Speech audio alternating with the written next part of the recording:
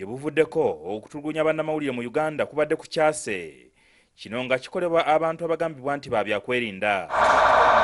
Eggwanga newankubadde lirina amateeka agasobola okukangavvula abakola ebikolobero bino, abamu basigala bayinaayina olwo bannamawulire abatulugunyizibwa ne batafuna bwenkanya. Robert Sempala yakulira ekitongole ekirwanira eddembe lya bannamawulire mu Uganda. Embeera egenda esajjuka buli lukya. Kati tutandise okulaba ab'amagye nga be bakuba abaana ng'abakubanga bo balina n'emmundu. We don't tolerate abuse of any kind. However, in the system there will always be black sheep. Singa munnamawulire alemererwa okufuna obwenkanya mu mbuga z'amateeka mu Uganda, kkooti y'omukago gwa East Africa etaddewo amakubo aganayitibwamu okuyamba bannamawulire okufuna obwenkanya. Say in the Supreme Court in Uganda, but if it sees that is not satisfied, the way how the court is conducting the court is not restricted, he can still come to our court.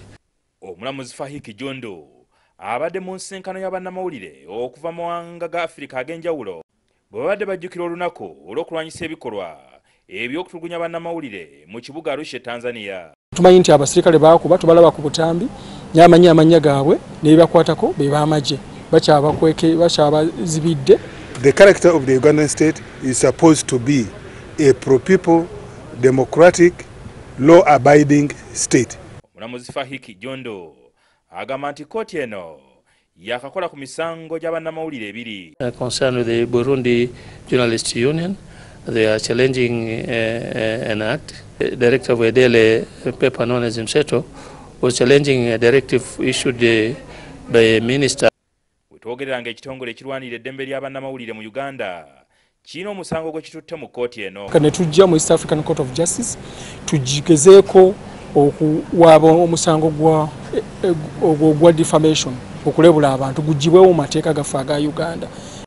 Mu kwongera okunyweza amateeka ganayamba okukuuma eddembe lya bannamawulire, omubaka wa Paalamenti y'omukago George Odon akubiriza bannamawulire okwekubira endulu mu Paalamenti eno ebage etteeka erinaayamba okufuna obwenkanya. There has got to be specific legislation that looks at protection of journalists in the conduct of their business.